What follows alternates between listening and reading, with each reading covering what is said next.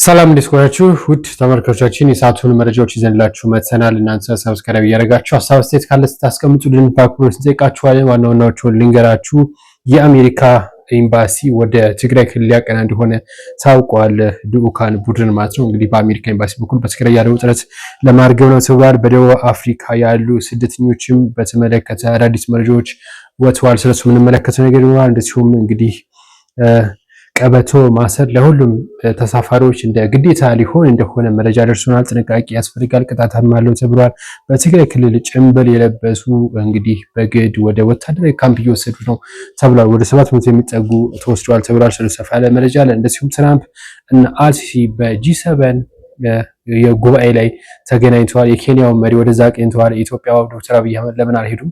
ሰፋ ያለ መረጃም በዚህ ማካፈላችሁ ነው የሚሆነው ማለት ነው። ከዚህ ጋር በተገናኘ ሌላኛው መረጃችን የሚሆነው ደግሞ የአውሮፓ ህብረት ፍትህ የፍትህ ማዕከል በኢትዮጵያ ስላለው ጉዳይ ያወጣው መረጃ አለ። ስለ አሩሲው ግድያ በተመለከተ ሰፋ ያለ መረጃ ነግራችኋለሁ። እንደዚሁም አሳዛኝ መረጃም እንግዲህ ወጥቷል። ስለሱ ምንድነው ጉዳዩ የሚለውን የምንመለከተው ነው የሚሆነው። እነዚህ ነበር የሰዓቱን መረጃዎች ይዘንላችሁ መጥተናል። ከእናንተ የሚጠበቀው ይህንን ቻናል ሰብስክራይብ ማድረግና ሀሳብ አስተያየት ማስቀመጥ ነው። ወደ መረጃዎቹ እንሂድ። የመጀመሪያው መረጃችን የሚሆነው የአሜሪካ ኤምባሲ ነው። የአሜሪካ ኤምባሲ ወደ ትግራይ ክልል ሊያቀና እንደሆነ ታውቋል። በቀጣይ ሳምንታት ይጓዛል ተብሎ ነው ይጠበቅ የሚገኘው። በፌዴራል መንግስትና በትግራይ ክልል ያለውን ውጥረት ለማርገብ ነው ይህ አካል ወደዛ ሄዳል ተብሎ የሚጠበቀው። እንግዲህ በኤምባሲ ወይም ደግሞ ኤርሊን ማሲንጋ የተመራ ልዑክ ነው ወደዛ ያቀናል የተባለው። እንግዲህ ይህንን ሁለቱ የአሜሪካ ኤምባሲ በትግራይ ክልል ላለው ውጥረት መፍትሄ ያመጣል ተብሎ ነው ይጠበቅ የሚገኘው። ባለፈውም እንደዚሁ ወደ የፕሪቶሪያ ስምምነት ያፈራረሙት ወደዛ ቀንተው ነበረ ዩዌሪ ሙሴቬኒ ማለት ነው። አሁንም ወደዛ ይሄዳሉ። እንግዲህ ኤርሊን ማሲንጋ የአሜሪካ ኤምባሲ ማለት ነው። እና ምንድነው የሚባለው ነገር ሰፋ ያለ መረጃ በዛን ሰዓት የሚወጣ ከሆነ ይዤላችሁ የመለስ ነው የሚሆነው። ሌላኛው ምርጫችን በደቡብ አፍሪካ ያለው ጉዳይ ነው። በደቡብ አፍሪካ እንግዲህ የማሊ ዜጎች 1000 የሚጠጉ የማሊ ዜጎች ልታስወጣ እንደሆነ ማሊ ይፋ አድርጋለች። የማሊ ኤምባሲ በደቡብ አፍሪካ ያለው ትራንስፖርት እያመቻቸ እንደሆነ ታውቋል። በርካታ ሀገሮች ከደቡብ አፍሪካ ዜጎቻቸውን እያስወጡ ነው የሚገኙት ማለት ነው። እስካሁን ግን የኢትዮጵያ መንግስት ያለው ነገር የለም በዚህ ጉዳይ። ያው በርካቶች እየተሰደዱ ንብረታቸው እየወደመ እንዳለ የሚታወቅ ጉዳይ ነው። ከዚህ ጋር በተገናኘ ከባድ ጉዳት ደርሶባቸዋል ነው እየተባለ የሚገኘው ማለት ነው። በቀጣይነት የምንመለከተው ጉዳይ ደግሞ ቀበቶ ማሰር ለሁሉም ተሳፋሪዎች እንደ ግዴታ ሊሆን እንደሆነ ታውቋል። ቀበቶ ማታስሩ እንግዲህ ያው ከወዲሁ ጥንቃቄ እንድታደርጉ መልእክታችን ነው። በተለይ አሁን ያሉ መኪኖች በአጠቃላይ ቀበጧቸው ያረጀ ነው ተብሏል። በተለይ በትራንስፖርት ላይ የተሰማሩት ማለት ነው። እናም ይሄ እንዲስተካከል የትራንስፖርት እና ሎጂስቲክስ ሚኒስቴር እንግዲህ አቅጣጫ አስቀምጧል የተባለው። ህጉ እንዲጸድቅም እንደዚሁ ረቆ ተቀምጧል።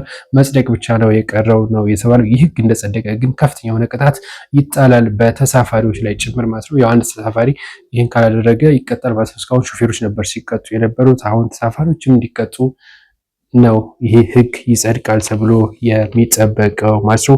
በትግራይ ክልል ጭንብል የለበሱ እንግዲህ የወታደራዊ አፈሳ ተሰማርተዋል ነው የተባለው።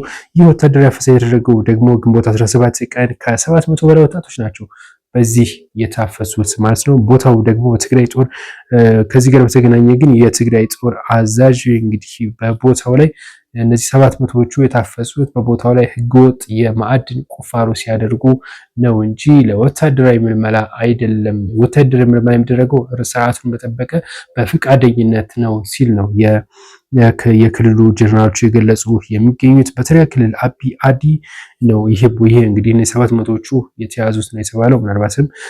ምናልባት ማዕድን ሲያወጡ ነው ሲሉ አስተባበሉ እንጂ ነገር ግን ብዙዎች እየገለጹ የሚገኙት ትክክለኛ የሆነ ወታደራዊ አፈሳ እየተደረገ ነው ሲሉ ቅሬታቸውን ገልጸዋል። የደረሰን መረጃ እንደሚያሳየው ማለት ነው።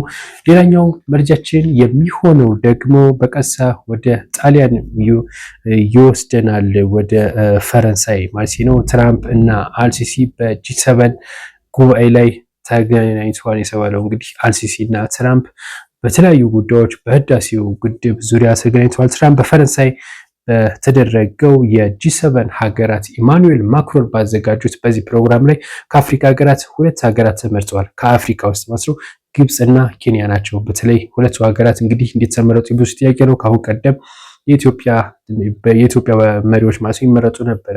መለስ ዜናዊ በወቅቱ ብዙ ጊዜ ይሳተፉ ነበር በዚህ በጂ7 ሀገራት በየአመቱ የሚደረገው ማስረ የበለጸጉ 7ቱ ሀገራት። እናም እንግዲህ እነሱ ደግሞ ሀገሮችን ይጋብዛሉ ከአፍሪካ የተለያዩ ሀገር ከአውሮፓ ከኤስያ እየተባለ ማለት ነው። እናም በዚህ ላይ የግብፁ እና የኬንያው መሪ ተገኝተዋል። አልሲሲ እና ዶናልድ ትራምፕን በዚሁ ስለ ግድቡ ስለ ኢኮኖሚ እና እንደዚሁም ስለ አለቃቀቁም በጥልቀት ተወያይተዋል የተባለ የኢትዮጵያ መንግስት ምናልባትም ምላሹ ይጠበቃል በዚህ ጉዳይ ማለት ነው። እንደ አዲስ አክቲቭ ሊሆን ይችላል ተብሎ የሚጠበቅ ነው የሚገኘው የግድቡ ድርድር ተብሎ ተገምቷል ማለት ነው። አሜሪካ በህዳሴው ግድብ ዙሪያ እንግዲህ ያላትን ውጥረት አሁንም ለማባባስ እንቅስቃሴ እያደረገች ነው ተብሎ ተነግሯል ማለት ነው። የኢትዮጵያ መንግስት ምላሽ ይጠበቃል ከዚህ ጋር በተገናኘ ማለት ነው። እንግዲህ